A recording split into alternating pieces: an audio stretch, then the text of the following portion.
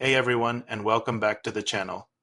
Today, we're diving deep into the Moza R5 direct drive wheel. If you've just unboxed yours or you are looking to squeeze every last drop of performance out of it, you're in the right place. We are going to cover everything from setup to advanced techniques to make you faster and more consistent on the track. Let's get started. First things first, your driving position is critical. Think of it as the foundation of your entire sim racing experience. You want the wheel positioned at about chest height. When you grip it, your arms should have a slight, comfortable bend, never fully locked out straight.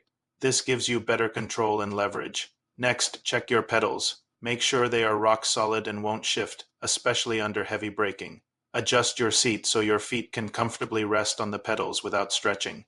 A proper seating position prevents fatigue and ensures you have precise control over your inputs. Now, let's talk about force feedback, or FBB. This is where direct drive wheels like the R5 truly shine. If you're new to direct drive, don't just crank it to 100% right away. Start with a moderate FBB level, somewhere between 35 and 45%.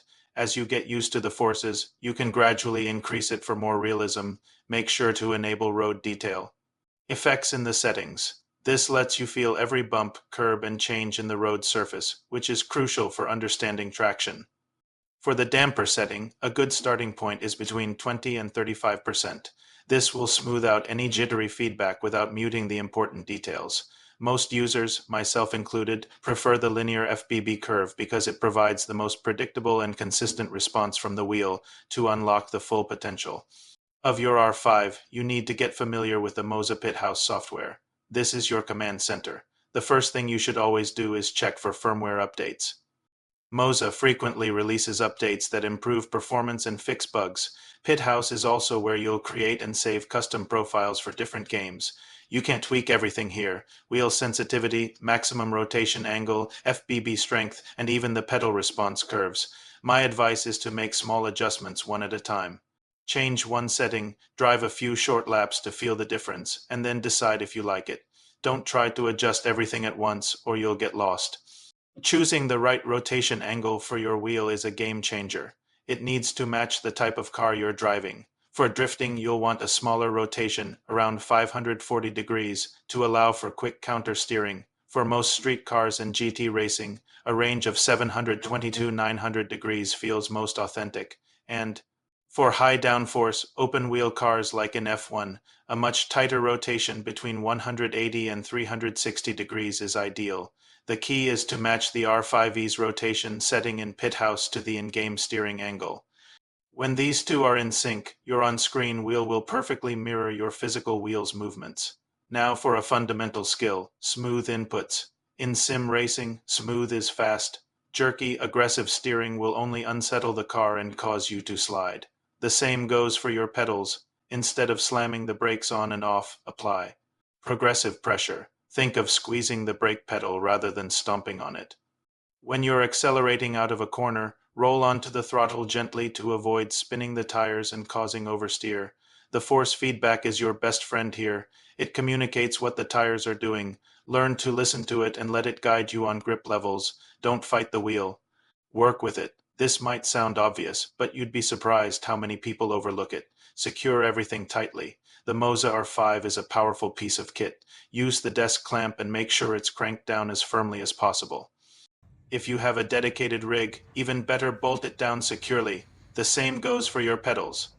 If they are just sitting on the floor, use anti-slip pads or brace them against the wall. Any movement or flex will reduce your control, kill immersion. Of the precise feedback you paid for, a solid foundation is non-negotiable.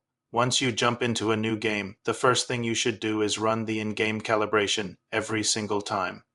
This is where you'll set the maximum wheel rotation and verify the steering lock to match what you set in Pithouse. You'll also adjust the in-game FBB gain. Small mismatches between the software and the game can lead to all sorts of problems, like a dead zone in the center of the wheel, force feedback clipping where you lose detail, or steering that feels unnaturally heavy or light. Taking a minute to calibrate properly will save you a lot of headaches down the road. Let's focus on the pedals for a moment. The Moza pedals are very responsive, which is great, but they can feel a bit sharp if you're not used to them. If you find yourself locking the brakes too easily, go into pit house and lower the brake sensitivity. This will give you more travel to work with. Your goal is to master threshold braking, that is applying the maximum amount of brake pressure right before the wheels lock up. It takes practice, but it's where you'll find huge chunks of lap time. And for those of you who want to go full manual, practice your heel and toe downshifting, but only if the game you're playing properly supports a manual clutch. A quick word of advice for your practice sessions: start with short stints. Direct drive wheels can be physically demanding, especially when you're starting out. Your arms and shoulders will get a workout. To avoid fatigue and potential strain, take regular breaks. Begin with short races or time trial sessions to build up muscle memory and endurance. In these early stages, focus on being consistent lap after lap, not on setting world records.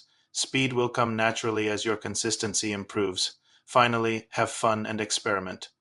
The Moza R5 is an incredibly versatile wheel that performs beautifully across a wide range of games.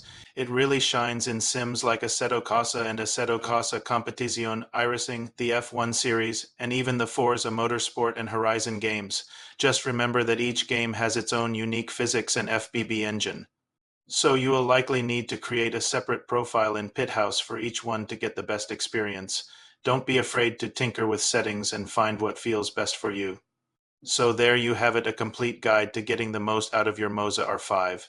If you follow these tips, you'll be on the fast track to becoming a smoother, quicker, and more immersed sim racer. Thanks so much for watching. If you found this video helpful, please give it a thumbs up, and don't forget to subscribe for more sim racing content. See you on the track.